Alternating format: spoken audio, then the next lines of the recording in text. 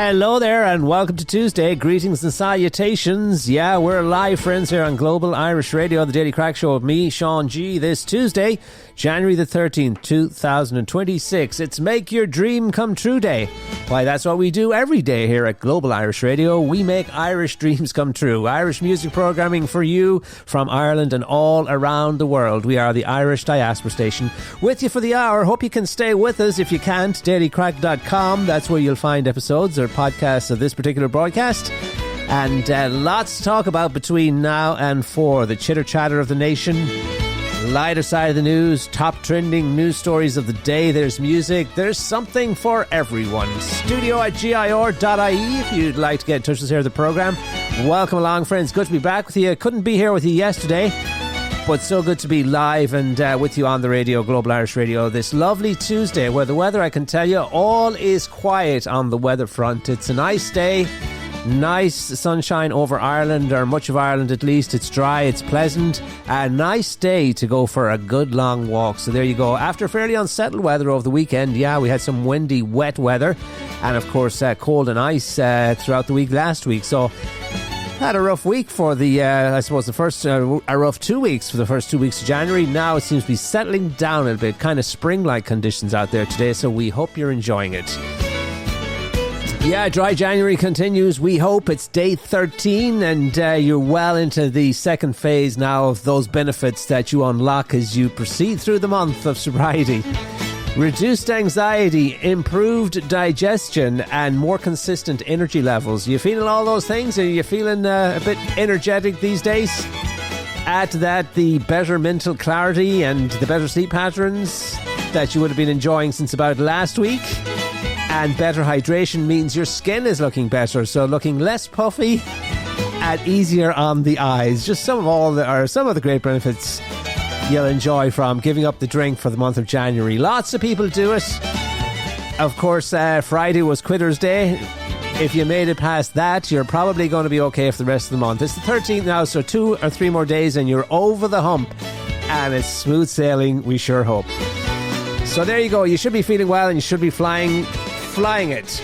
By the way, it's also Manuary as well. I didn't know. This is a new one to me, Manuary. It's where apparently you get in touch with your scruffy side by growing a beard. Men only, I presume. But yeah, some people do that. They do it for charity. They do it for all kinds of reasons. But it's a new thing, Manuary, where you, as I say, get in touch with your scruffy side, growing a beard, just as you're giving up the drink. You're starting to look like a drug. But there you go. That's the way the cookie crumbles. We hope you're well this Tuesday, friends. studio@gir.ie, and you'll find us online at globalir.radio.com. Streaming live 24/7 on as many as 25 digital platforms. We're on Alexa. We're on the Global Irish Radio app. And as we've been telling you, the Global Irish Radio app recently restocked in the Apple App Store. So get it while stocks last. And remember, home, it's just a click away. Now, the Late Late Trad Show on Friday night, we were telling you that it would be a good one and there'd be lots of good traditional Irish music.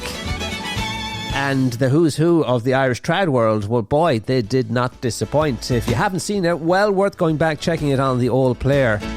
One of the best late lates I've seen in a while, I think. Margaret concurred as well, and we sat down and enjoyed a lovely couple of hours of great television, lovely tunes, great music, as we say, dedicated to traditional music, and there were wonderful live performances. And yeah, Lisa Canny, who comes from Hollymount here in County Mayo, doing big things. In fact, she's a neighbour of DJ Tom. So when she goes out to Chicago, and she's been out to Chicago there recently doing performances out at Gaelic Park and at Milwaukee Irish Fest.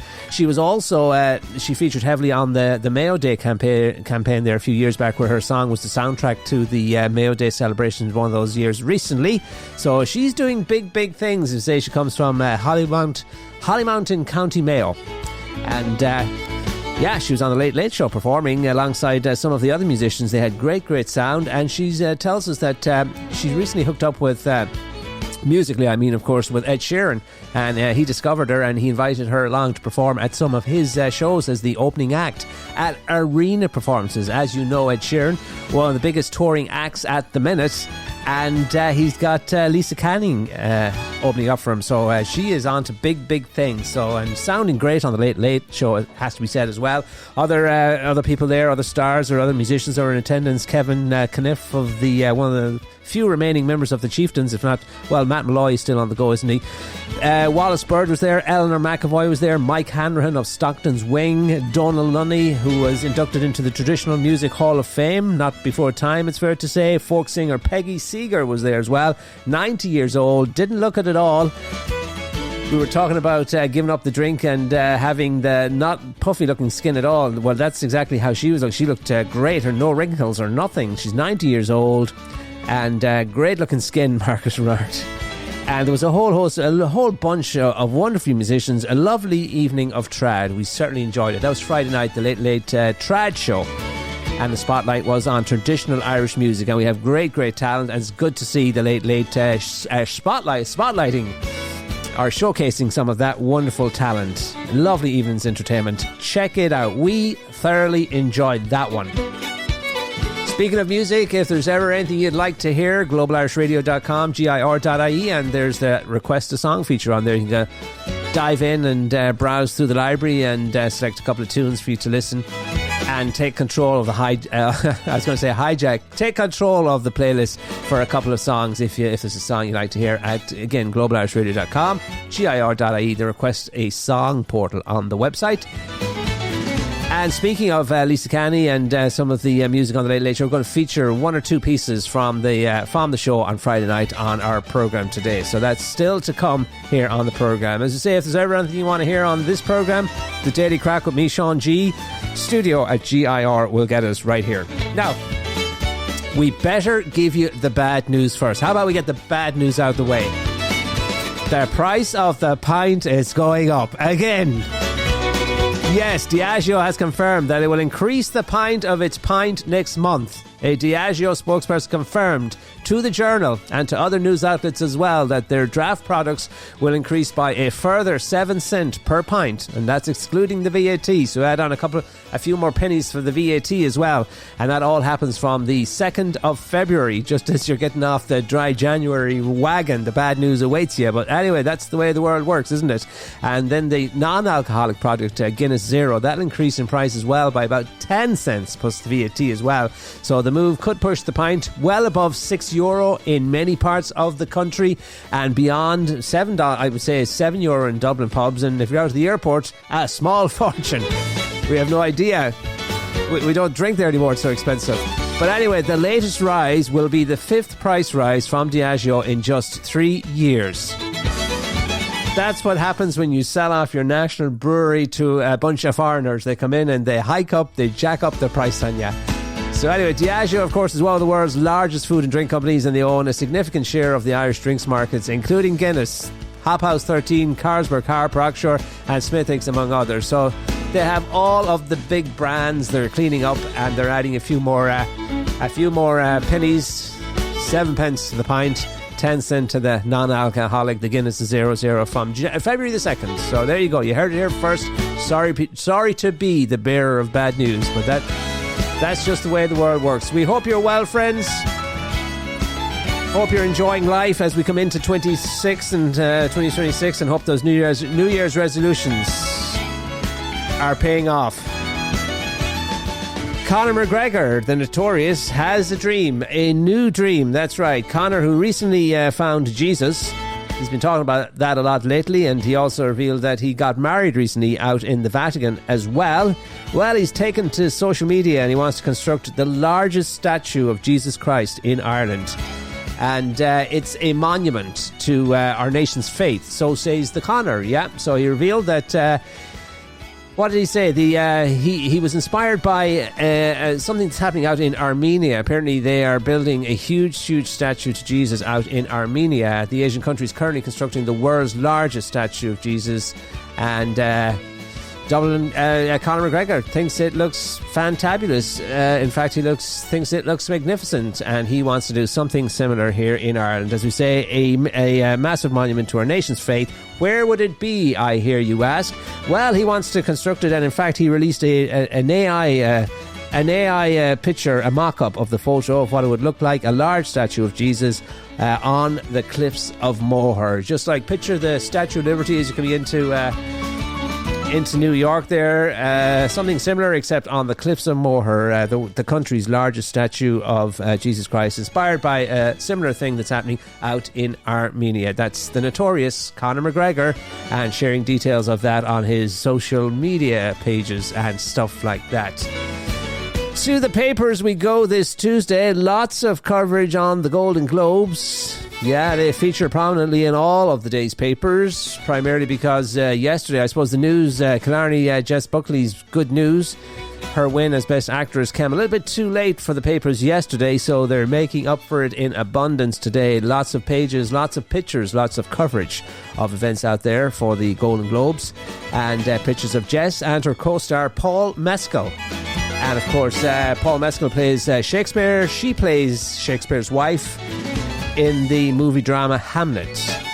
And the headline on today's Irish Daily Star: to pee or not to pee? That is the question. Well, that is the question. Apparently, the 36-year-old Buckley. That's what she was. That was the dilemma with which she was faced in the run-up to the big announcement at the Golden Globes on Sunday night. As I said, to pee or not to pee. Because you guessed it, she needed to pee, and just around about the time that the big announcement was to take place, and of course she didn't want to miss it, not at all, so thankfully she stuck around and was there to hear the announcement that she won Best Actress at the Golden Globes. It's been nothing but good news for Jess Buckley this year, hasn't it? Since the start of the year, and the announcements and all the accolades, starting out with the Critics' Choice Award, Screen Actors Guild, or whatever they call it these days. She won there, and now done the hat-trick with the Golden Globes, and well-positioned or well-poised, certainly for an Oscar nomination, and quite possibly the Oscar as well. So we wish her every success.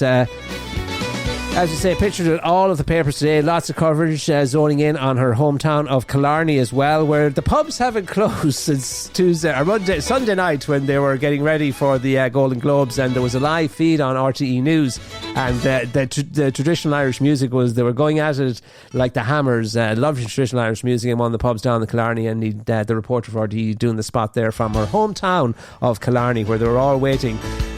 Her parents did not stay up all night, or her family. They were home. It was about 4 a.m. when she called home with the good news. As they wiped the sleep from their eyes, they were utterly delighted at the news that she won the Golden Globe. But there you go. Jess Buckley from Killarney, and they're still celebrating down there, and lots of coverage on that in all of the papers today. And there have been messages of lovely tributes from the President of Ireland, Catherine Connolly, coming out and congratulating Jess Buckley on her win there, and wishing her all the best as well.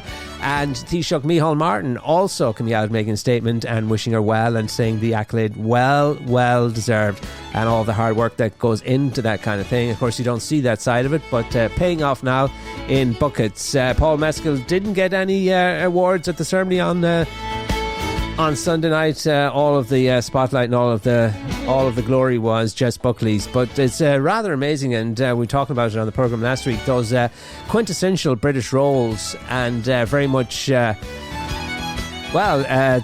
two main roles, Shakespeare and Shakespeare's wife, played by Paul Mescal and Jess Buckley respectively. So it's a very Irish affair.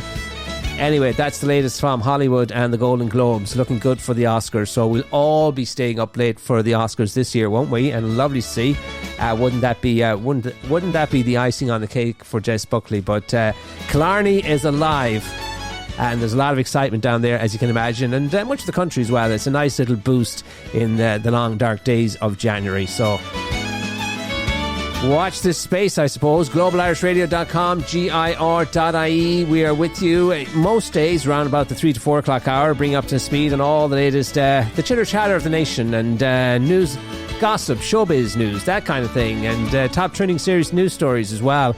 And I see John Kieran's writing in today's Irish Daily Star tells us that many of the undocumented Irish are fleeing America, and who can blame them? He says they don't want to be arrested by ICE agents, which means they could be held up in a jail for months before eventually being kicked out of the US. And he says he knows of one person who was there illegally for 29 years and finally decided to come home. And of course, the shooting dead of a mother in Minnesota last week by an ICE agent, he goes on to talk about that. There's lots of coverage of that. There has been all week and all weekend, and lots of analysis as well. And the story, it would depress you to go into it, so we shall not do that. What else did he say? What else is he talking about? He says he bets Donald Trump will offer each of the 57,000 citizens of Greenland about 10 million each to join the USA. And there's lots of coverage as well on that story, the Greenland situation, in all of the papers as well, and lots of talk about the fine line that Micheál Martin will have to walk when he goes, if he goes to Washington in March this year, with all of the things that are happening, and the bigger divide, or the tension between America and the United States, and us caught in the middle of it here on the cusp of Europe, neutral Ireland. So it'll be interesting to see what happens then, and how the world even looks in March with the way things are going. Things are moving so fast, aren't they? Yes, they are, and it's just like a roller coaster. It never stops. It really doesn't. There's never a dull moment. Now, just a couple of the inside stories of the papers today as well. There's an interesting story about the resumption of Irish beef exports to China. That will be important and positive for trade, the Taoiseach is telling us this Tuesday. And Micheál Martin, as you know, was in China last week and meeting out there with the leaders and business leaders and stuff like that. Micheál Martin said it reflected the confidence in the robustness of Ireland's food safety standards. And as I say, the Taoiseach was out there, and obviously, some good news from his visit there, the opening up of the Chinese market again. We used to send the beef out there. Something happened, I think, back in 2024, and exports stopped. But we'll see in later this year the resumption of that trade as well. So that is good news, I suppose, for Irish farmers, and something, a good news story for Micheál Martin. Embattled Micheál Martin, has fair to probably say, following all the negativity and all the stuff arising from his bad handling of the presidential, the Fianna Fáil presidential nomination. And then, of course, the farmers were out in force last week as well, protesting on this other trade deal, the Mercosur trade deal between South America, which Ireland voted against, but I think the EU voted in favour of, opening up basically European markets to products from Latin America and stuff. So that was the bad news story. I'm sure Micheál Martin will choose to focus on the good news story, and that is the opening up of Chinese markets to Irish beef. So a good news story there as well. A mixed bag, I suppose, if you will. And there you go. And I see the Pope is pictured in the paper as well today, meeting with the Venezuelan opposition leader and Nobel Peace Prize winner. And she stopped by the Vatican to check in on the Pope, who is apparently not overly happy with developments in Venezuela and is watching with deep concern. That is word from the Vatican this Tuesday. GlobalIrishRadio.com, GIR.ie, and I suppose staying with the Vatican, well, not really with the Vatican, but one of his soldiers in literally one of his soldiers, the military chaplain who was attacked by a jihadi there, was it last year, at his barracks in Galway, Rinmore barracks in Galway. The military chaplain, he's set to get the Defence Force's most prestigious medals, one of the most prestigious medals that is made available through our Irish Defence Forces, for his bravery when he was targeted in a jihadi knife attack. The Minister for Defence, Helen McEntee, has approved the awarding of the Distinguished Service Medal to Father Paul Murphy over the horror attack that almost claimed his life. And it was a shocking attack, a shocking story. And but thankfully the priest survived that attack, and now he's been awarded the Medal of Bravery. And as we say, it's only second in importance only to the Military Medal for Gallantry, and it is awarded to Defence Forces personnel in recognition of acts of exceptional bravery during peacetime. So there you go. A Medal of Bravery for that priest, that soldier. He's pictured in all of his military fatigues there in the papers today, and getting that medal following that attack outside the barracks in Renmore in Galway. globalirishradio.com, GIR.ie. Take us with you wherever you go. We're streaming 24/7. Lots of great Irish radio programs from all around the world. And this past weekend, wonderful stops in Chicago, Toronto, New York, Boston, London.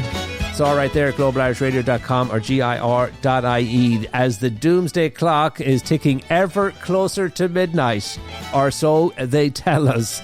I'd say it must be nearly midnight at this point.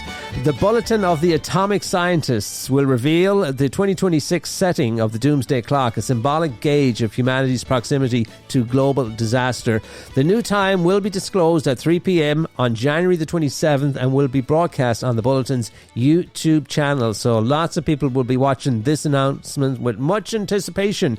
In 2025, the doomsday clock was set at 89 seconds to midnight, marking the closest it has ever been to its 78-year history. And the time is determined by the Bulletin's Science and Security Board, a team of globally recognized experts specializing in nuclear risk, climate change and emerging technologies, and in collaboration with the Bulletin's board of sponsors, which includes 8 Nobel laureates. And the clock is designed to illustrate how close humanity is to self-destruction through dangerous technologies and acts as a metaphorical reminder of the threats that need immediate attention if the planet is to survive. There's lots going on, it's fair to say, in the world today. What with the whole evolution of AI technology, which many people think might be the downfall of humanity. We have the whole Trump presidency, which many people see as a threat to the world order and that kind of thing.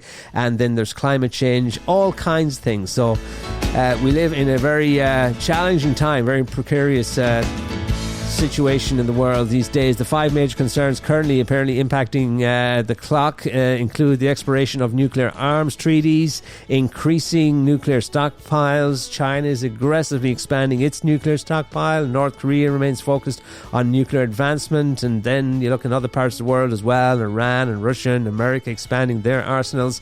As we said, the Trump factor, the US president, has eroded confidence among longtime US allies who may now question the security provided by the American nuclear umbrella. Rising demand for nuclear weapons. There's an increasing number of nations considering obtaining nuclear weapons, as I say, including Iran and Saudi Arabia, and apprehensions about resumption of nuclear testing. There's a mounting worry that the US might discard the long-standing ban on nuclear testing. Didn't Trump come out and say that he already was going to start testing again? But anyway, if it restarts explosive tests, it's feared that China, Russia and other nuclear-armed nations would follow suit. So the doomsday clock ticking ever closer to midnight. Just how close to midnight? Well, we'll find out 3 p.m. January the 27th on the Bulletin's YouTube channel. So there you go. I imagine it's going to be less than 89 seconds to midnight. That's just a hunch, but I could be wrong. So there you go. We watch out for that.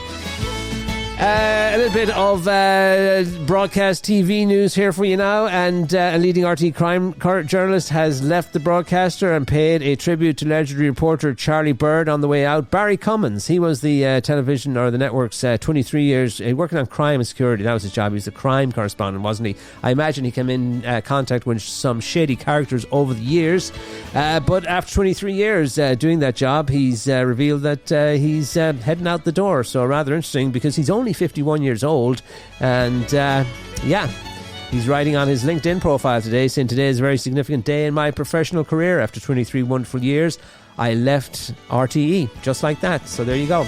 Again, Barry Cummins, who's been reporting on crime and all that stuff in security for the past 23 years, is out the door, but he left a lovely glowing tribute on the chief news correspondent, who at the time when he started was Charlie Bird, and going into that job he said he had no experience in television or anything or reporting like that. He'd done a crime section on Today FM radio and that was it, but Charlie Bird extended the hand and was very nice to him. And people, that's the thing, when you're nice to people like that, it's always, they remember that kind of stuff. So always be nice to people and help them out wherever you can.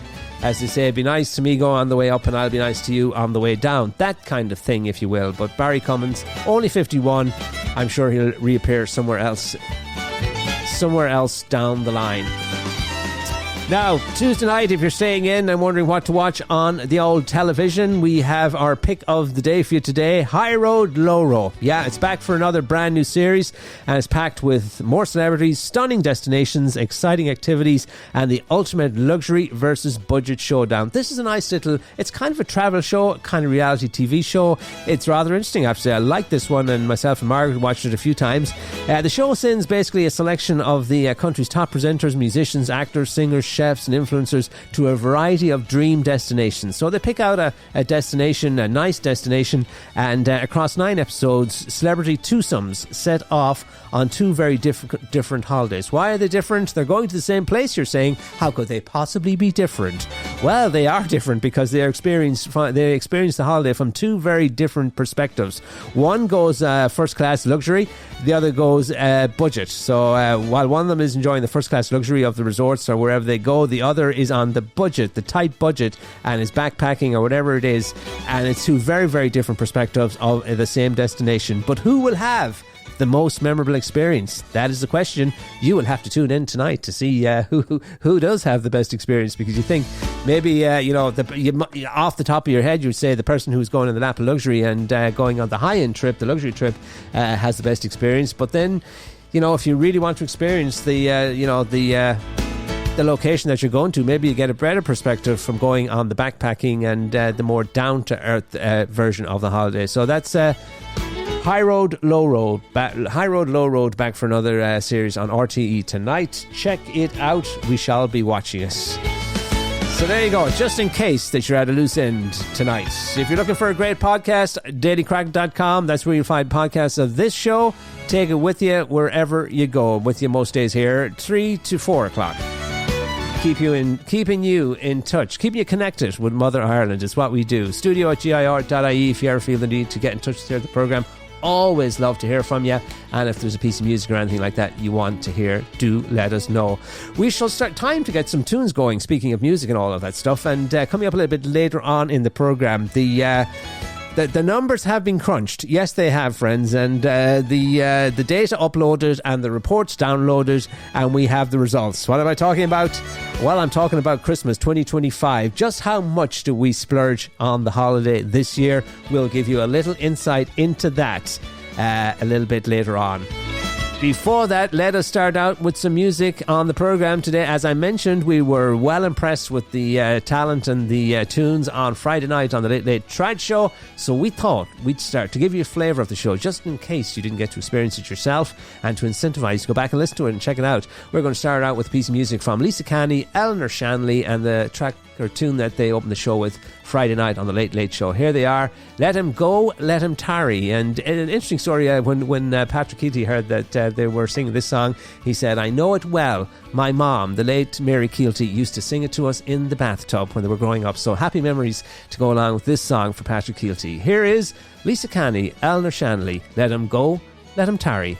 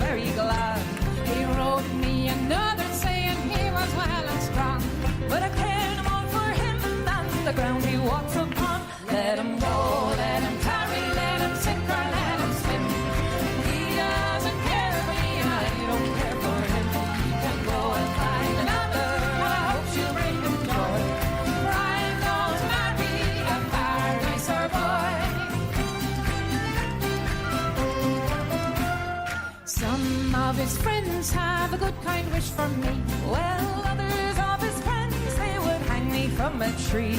But soon I let them see my love, and soon I let them know that I can find a sweetheart anywhere.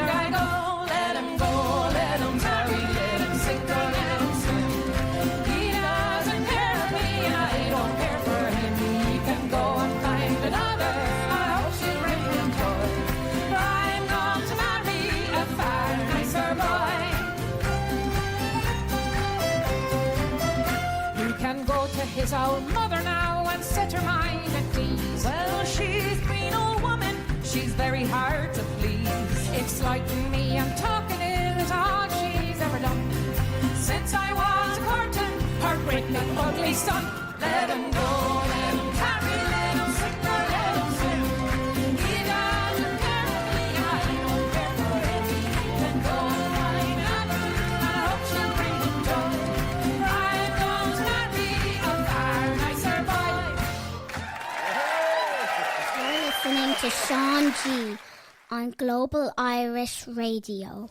Hello, all you Global Irish Radio listeners out there, wherever you may be. It's myself, Finbar, here in beautiful northern Colorado, inviting you along to the Raggle Celtic Folk Show, streaming here live every Monday and Friday evening at 10 p.m. Irish time, where you're guaranteed to hear some rare old recordings from the old country and beyond. And it's all here on globalirishradio.com, the home of the Raggle Taggle. Listen to the Raggle Taggle on Global Irish Radio. That's right, friends. Old rare recordings, courtesy of Finbar, out there in beautiful northern Colorado. The Raggle Taggle, Fridays at 7 and Mondays at 10, right here on Global Irish Radio. It's Tuesday, so the Jim Corbett radio show comes your way between 6 to 8 tonight from Bundoran in County Donegal. Nice selection of music, country, Irish and trad, created by the great Jim Corbett, and requests and dedications as well. Mr. Tom Flannery, DJ Tom, back in the hot seat tonight, 8 o'clock Irish time, with Tom's Irish Radio Show, live from Chicago. Tom at gir.ie for your requests and dedications.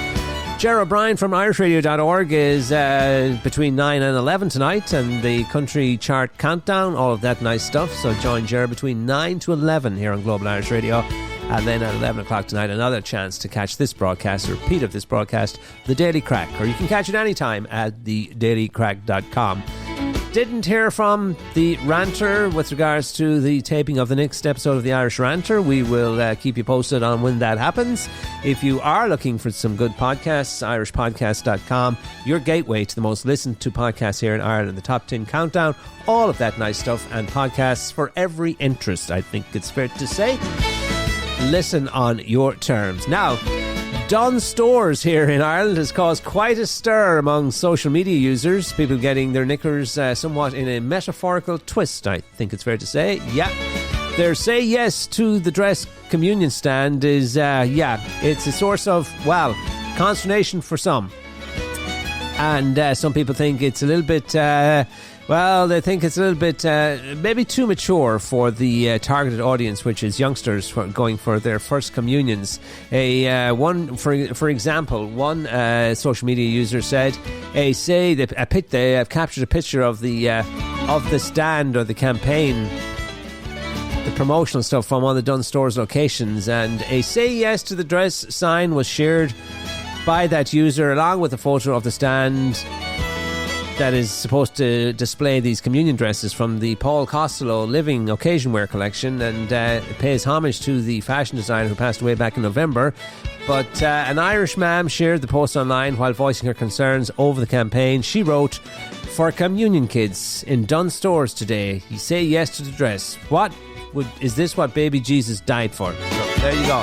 But anyway, not everybody's happy with this say yes to the dress campaign. The phrase, by the way, say yes to the dress, comes from a US reality television series on TLC of the same name. So you see where we're going with this. The series follows nervous brides-to-be getting help to pick out their ideal wedding dress for the big day. And this, of course, has led to Irish parents sharing their disapproval of using these themes for 8-year-old girls preparing for their Holy Communion. So it might be a case of bad messaging in that marketing campaign, that Dunnes Stores marketing campaign.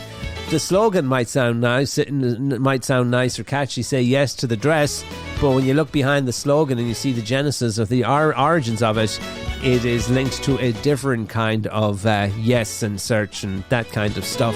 So understandably, some parents not overly impressed.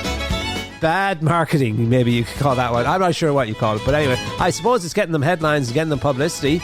Some people say there's no such thing as bad publicity, but there you go. Certainly propelling them into the spotlight and getting a lot of notice. a lot of noise and a lot of attention on social media and elsewhere this Tuesday with their Say Yes to the Dress campaign. All right, let's take a look at some of the trending stories this Tuesday. Quite enough Tuesday here, I think, as we get into the middle of January now, and the new Iranian the new Iranian ambassador to Ireland has been prevented from officially taking up their duties by the Department of Foreign Affairs because of the regime's response to protests in Iran. That is the big, I suppose, kind of political story this Tuesday. RTE News learned that a planned formal ceremony to accredit the ambassador at Ars an Uachtaráin this morning was postponed, and the move followed a decision by the Department of Foreign Affairs, who deemed it inappropriate to accredit the new ambassador given the situation in Iran at present. So he'll have to wait a little bit longer there for his accreditation, see how things pan out in that part of the world. Here's a not so nice story, particularly if it was somebody you loved or somebody related to you. A 90-year-old patient spent 45 hours sitting on a chair. 45 hours, a 90-year-old patient sitting on a chair before being transferred to a hospital bed. That's what the Irish Nurses and Medical Organisation is telling us. It said there were 803 admitted patients waiting for a hospital bed this morning, and with concern over the age profile of patients on trolleys or chairs in hospitals around the country. And as always, the worst affected hospital, University Hospital Limerick, with 127 patients waiting for a bed. And there was 90 at Cork University, 63 at St Vincent's Hospital in Dublin, and 16 University Hospital Galway. So the Irish Nurses Medical Organisation coming out there and highlighting the plight of one particular patient, a 90-year-old, spending 45 hours. So our health system, despite all the money that we throw at it and the additional budget, the emergency budgets they get, they always start out with billions and then a few more billions add to the kitty before the year's out. Most of the supplementary or the what if fund or the rainy day fund or the surplus allocation of the budget gets swallowed up by health. Yeah. Inefficiency of the department, mind-boggling, and just swallows up her cash, and it seems the more money it gets in, the worse it gets. Definitely not a good situation. So, and the head of the HSE on the news last night explaining different things, this, that and whatever, but there's only one word for it: a mess. Is that 2 words? Anyway, there you go. On to other news now, and there's a new movie in the theatres, isn't there? A lot of people are talking about this new movie. If you're in the mood to go to the movies this weekend, this might be the one for you. It's the number one film in Ireland at the moment, Saipan, and it snagged, as I say, the top new release spot in Ireland, grossing 523,000 in its first week. The film has garnered a 94% rating on Rotten Tomatoes and will play at over 80 Irish cinemas in its second week of release. And we all know what Saipan is about, the drama between Mick McCarthy and Roy Keane back at the World Cup, whenever year was, 2002. Anyway, and the guy that played Alan Parcher, what's his name? Steve Coogan. Plays the role of Mick McCarthy, does he? I think he does. But anyway, it's a stellar lineup and much anticipated. It is in cinemas around Ireland now, and you can check out online reviews and stuff like that. It is gross. How much does the this is called I found this interesting. The top grossing movie in Ireland brought in 523,000 in its first week. Seems quite paltry compared to when you hear some of the film releases in different parts of the world. So there you go. Saipan doing well in the movies and is, say, getting a 94% rating on Rotten Tomatoes. If that is your thing, and it was a story that caught a lot of, there was a big talking point when it happened. It's now it's now in a movie. You can see it all on the big screen this weekend. Cinemas across Ireland, 80 of them. Saipan.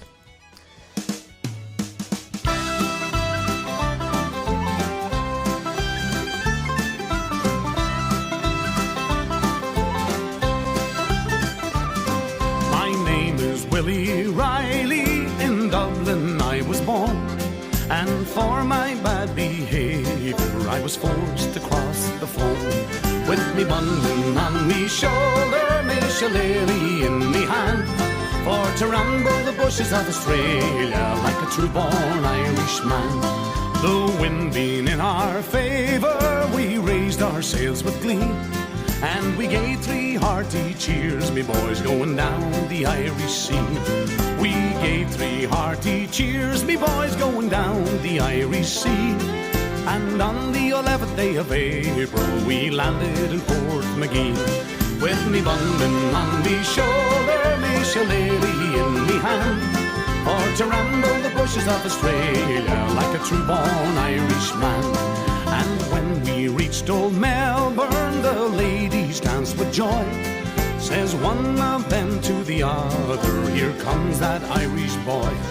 And some they drank from glasses, and some they drank from cans, and they sang and they danced all around the house to the health of this Irish man. With me bundling on me shoulder, me shillelagh in me hand, for to ramble the bushes of Australia like a true-born Irishman.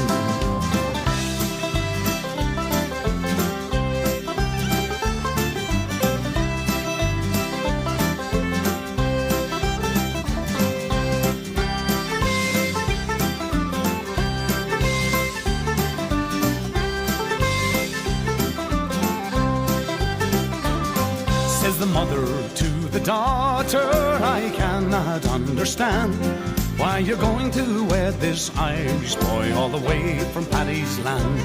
Says the daughter to her mother, sure I'll do the best I can, since I ramble the bushes of Australia with my true-born Irish man. With me bundling on me shoulder, me shillelagh in me hand, for to ramble the bushes of Australia like a true-born Irishman. With me bundling on me shoulder, me shillelagh in me hand, for to ramble the bushes of Australia like a true-born Irishman.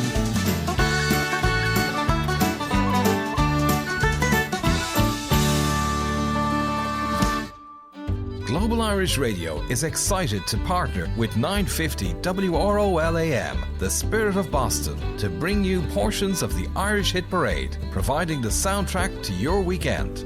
Join Paul Sullivan on Saturdays 3 to 7 p.m. Irish time and famous Seamus Mulligan on Sundays 7 to 10 p.m. for a feast of Irish music.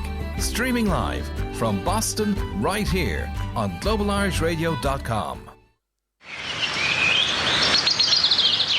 Good deeds are great things, and a single good deed can grow into a forest of kindness. At treedeeds.com, you can dedicate a tree in someone's honour and make a lasting impact on the planet. Each tree is deeded and comes with a personalised certificate, perfect for birthdays, holidays, memorials, or just because.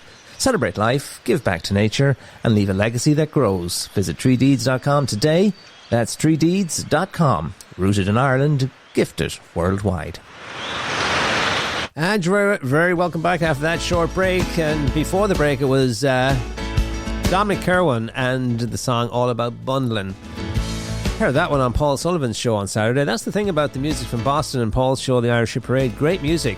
And you always hear songs that you might be familiar with, and you oftentimes hear them by a different artist, and the song sounds completely different. And that's very much the case with that particular song. Sean Kane, of course, we all know his version of the song Bundling. But Paul Sullivan manages to dig through all of the music and comes out with lovely versions or different versions or remakes of songs, great songs that we know and love. And that's what I love about the Irish Hit Parade and Paul Sullivan. You can catch those broadcasts here at the weekends. Paul Sullivan on Saturdays with his Irish Hit Parade, and Joe Schmo. Joe on, I forget his last name now, Joe Reardon, yes, newly hired Joe Reardon, the new voice on Sundays at Irish 950 WROL AM, the Spirit of Boston, Sunday nights with the soundtrack to your Irish weekend. We have portions of it at least here on Global Irish Radio, so do check that one out if you get the chance. Now, of course, lots of the other story that dominates a lot of our papers today as well is the story of another girl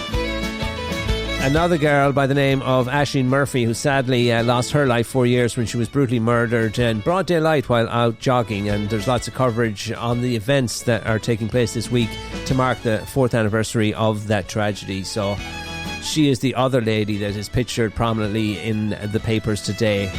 Jess Buckley being the girl most talked about on the front pages as well, with her success at the Golden Globes. But two Irish girls, two very, very different stories. One elation and bliss, one sadness, tragedy and heartbreak.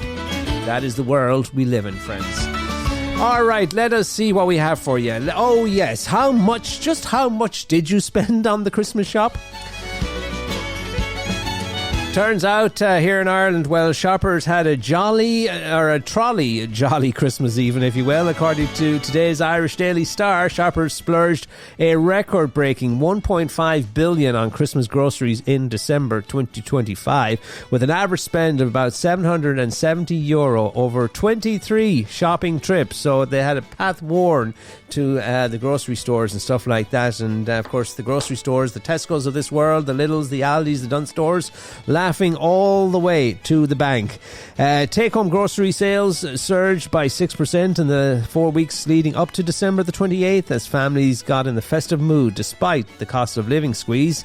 Didn't seem very evident in the supermarkets, I think it's fair to say. With the inflation rate ticking up to 6.25%, consumers still managed to pump an extra 83.5 million into the grocery tills. That's an extra 83.5 million into the grocery tills in December. And the peak shopping frenzy hit on, well, you know this now, we covered this in the shows up to Christmas. What date did you think the peak shopping frenzy hit, or when did it peak? You're right, Tuesday, December the 23rd. It's the big one. It's the day when everybody gets the Brussels sprouts. Remember that.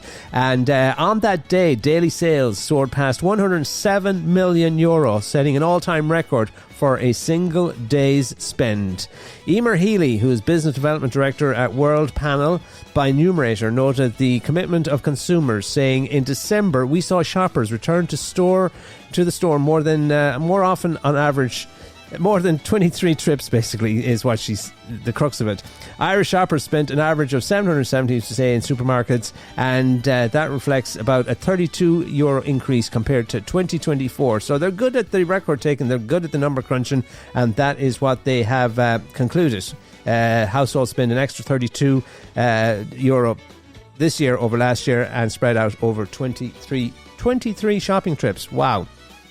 And while the traditional Christmas dinner saw Brussels sprouts remain the firm favourite, I tell you, we have a love-hate relationship with the old Brussels sprouts. We love them at Christmas and we seem to hate them the rest of the year round because they're ignored and abandoned and just like, I don't know. They're not, you never see them any other time primarily other than the Christmas time. But anyway, there you go. Purchased by 62% of households. Interestingly enough, fresh turkey sales dipped by about 2.3%, possibly due to cost, as shoppers spent an additional $3 million on cheaper chicken alternatives. Liquid cheer flowed freely too, we're told as well, because 80% of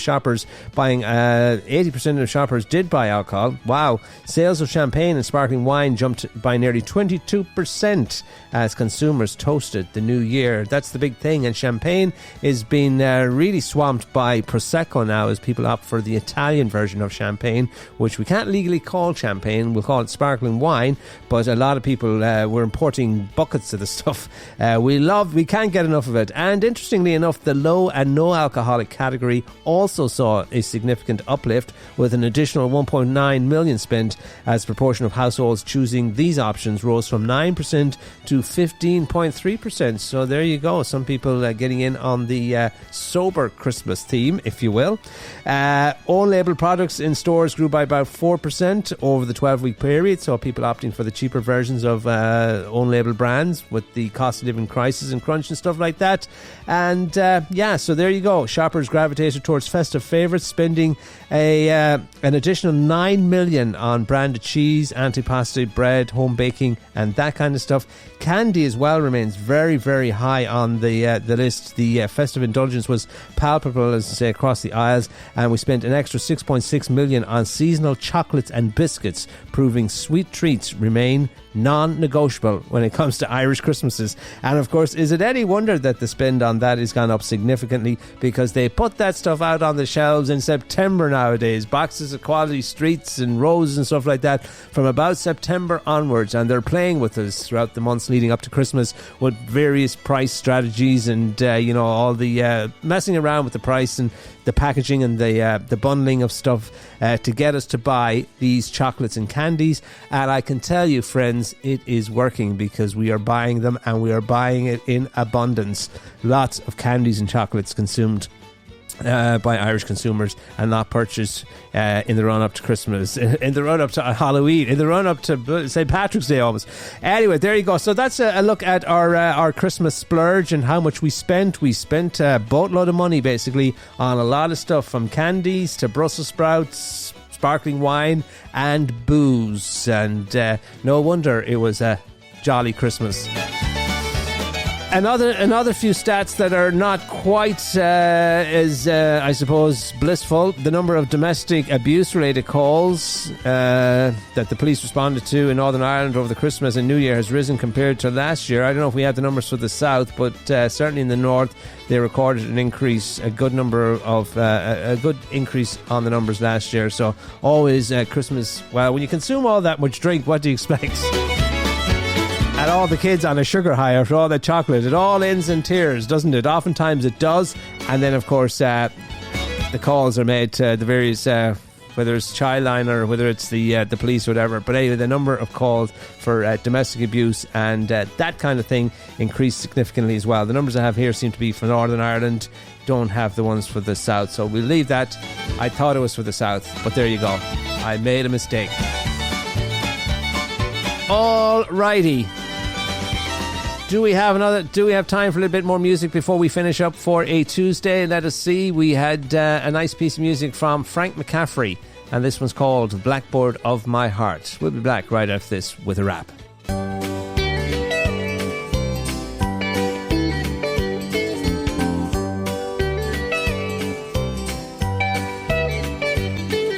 When I was young, I went to school, taught me how to write, to take the chalk and make my mark and hope it turned out right. Well, that's the way it is with love, and what you did to me, I wrote it so you'd know that I was yours eternally. But my tears have washed I love you from the blackboard of my heart. It's too late to clean the slate and make another start. I'm satisfied the way things are, although we're far apart. My tears have washed I love you from the blackboard of my heart.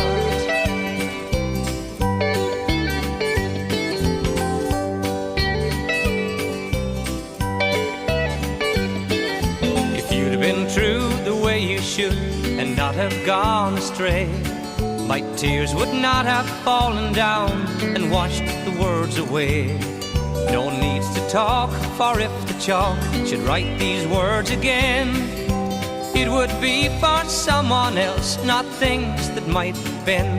But my tears have washed I love you from the blackboard of my heart. It's too late to clean the slate and make another start. I'm satisfied the way things are, although we're far apart. My tears have washed I love you from the blackboard of my heart. My tears have washed I love you from the blackboard of my heart. Washed I love you, washed from my heart. That's the music of Frank McCaffrey and the Blackboard of My Heart, bringing us ever closer to our finishing line this Tuesday here on the Daily Crack with me, Sean G. Thanks to Margaret, heavy out as always in the background. Thanks to you for listening. Looking out the window, nice bright sunshine over Croagh Patrick as the sun getting ever closer to its final destination for this Tuesday as well, far beyond the reek. We're with you most days, friends, here between 3 to 4 on Global Irish Radio, the Irish Diaspora Station, bringing you Irish radio programs from Ireland, Irish communities all around the world. Our mission to preserve and promote Irish music, heritage and culture wherever we go. So won't you join us? And just before we do finish up, a rather fascinating, interesting story, a little bit of commotion at a Spanish airport as a man tried to board a flight with a dead body in the wheelchair, yeah?